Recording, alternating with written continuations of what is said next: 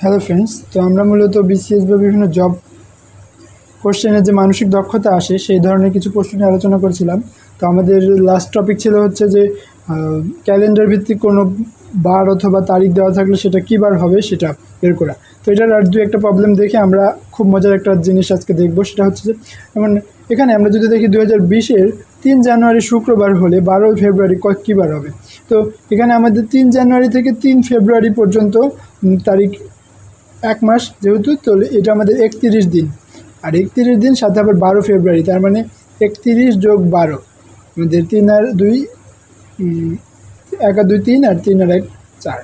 তাহলে 43কে আমাদের ভাগ করতে হবে 7 দিয়ে, 7 6 7 42 আর 1। তাহলে এখানে আমাদের 1 অবশিষ্ট আছে, মানে একদিন বাড়িয়ে দিতে হবে। অর্থাৎ এখানে আমাদের এটা যদি হয় 3 জানুয়ারি শুক্রবার, তাহলে 12 ফেব্রুয়ারি হবে হচ্ছে পরবর্তীতে শনিবার। দেন আমরা আরেকটা প্রবলেম যদি দেখি যে 2025 সালের 29শে ডিসেম্বর শুক্রবার হলে 2026-এর 25শে ফেব্রুয়ারি কত হবে। এখানে একটা সাল থেকে আরেকটা সালে চলে গিয়েছে। তো এটার ক্ষেত্রে দেখেন কী হয়েছে যে 19 ডিসেম্বর থেকে 19 জানুয়ারি, এক মাস হলো 31 দিন আমরা জানি।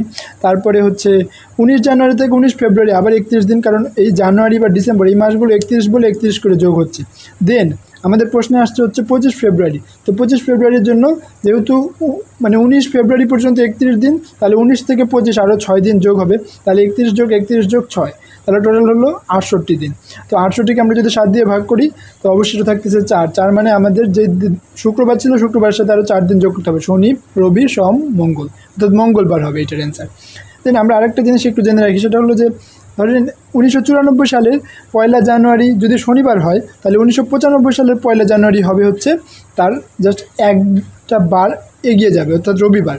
অর্থাৎ যে কোনো যদি বলে 1990 সালের 5ই ডিসেম্বর রবিবার হলে 1991 সালের 5ই ডিসেম্বর কী বার হবে, তো সোমবার হবে, জাস্ট একদিন এগিয়ে যাবে।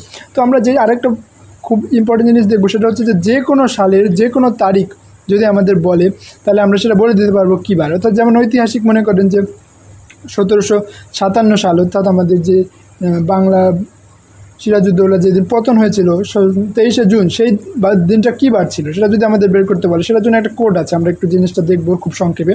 সেটা হচ্ছে যে জানুয়ারি ফেব্রুয়ারি মার্চের বা ডিসেম্বর পর্যন্ত এগুলোর জন্য একটা নির্দিষ্ট কোড আমাদের একটু মনে রাখতে হবে, যে 144025036146। তো এই কোডটা একটু মনে রাখতে হবে। আর 2000-এর পরবর্তীতে যে কোনো সাল হলে তার জন্য কোড হচ্ছে 0, 1900 পর হলে 1, 1800 পর হলে 3, তারপর 1700 পর হলে 5, আর 1600 পর হলে 0, আর ফ্রাইডে স্যাটারডে এগুলোর জন্য 1 2 3 4 5 6 7 এভাবে।